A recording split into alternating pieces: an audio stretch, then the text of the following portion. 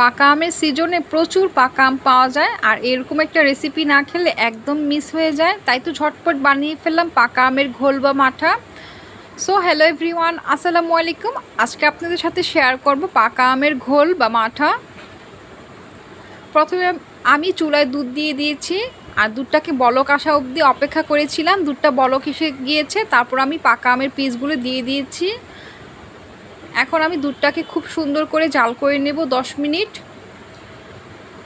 10 minute জাল করে নিলে পাকা আমের ফ্লেভারটা দুধের মধ্যে মিক্সড হয়ে যাবে, আর কালারটাও কিন্তু একদম মিক্সড হয়ে যাবে। দেখতে কিন্তু খুবই সুন্দর লাগছে। দেখুন পাকা আম আর দুধটা কি সুন্দরভাবে বলক চলে আসছে।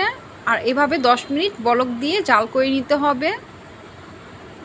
তো এখন আমি 10 মিনিট জাল করে নিয়েছি, চুলা থেকে নামিয়ে নিয়েছি। এখন পাকা আমের টুকরোগুলো আমি তুলে নেব, বা আপনারা চাইলে নাও তুলতে পারেন, তবে তুলে নিলেই ভালো হয়। তো সবগুলো পাকা আমের পিস আমি তুলে নিলাম। এখন আমি গ্লাসে ঢেলে নেব। গ্লাসে ঢেলে নিয়েছি।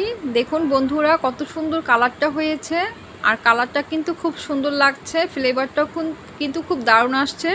এখন আমি এর মধ্যে চিনি মিক্স করে নেব। চিনি কিন্তু অবশ্যই দিতে হবে, তাহলে কিন্তু টেস্টটা কিন্তু খুব দারুণ হবে। তো আমি আমার স্বাদ মতো চিনিটা ব্যবহার করে নিয়েছি। তো তৈরি হয়ে গেল আমার পাকা আমের ঘোল বা মাঠা। এটা খেতে কিন্তু খুব দারুণ। এটা ছোট বড় সবাই কিন্তু খুব পছন্দ করে খাবে, আর খেতে কিন্তু সত্যি অসাধারণ। তো এখন আমি টেস্ট করে দেখছি, সত্যি খুব অসাধারণ। একবার খেলে বারবার খেতে ইচ্ছে করবে, খুবই টেস্টি। পাকা আমের দিনে অবশ্যই আপনারা এরকম এক গ্লাস ঘোল বা মাঠা বানিয়ে নেবেন ঝটপট, খেতে কিন্তু খুব দারুণ। পাকা আমের ঘোলটা ঠান্ডা পরিবেশন করে নিলে কিন্তু খুব খেতে দারুণ হয়।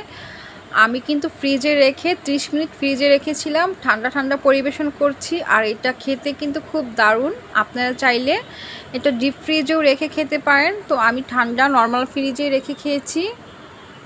আর এটা কিন্তু খুব দারুণ হয়েছে।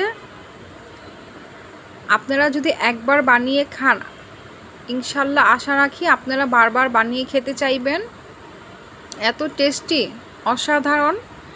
তো আমার এই ভিডিওটা ভালো লেগে থাকলে, রেসিপিটা ভালো লেগে থাকলে প্লিজ পাশে থাকবেন।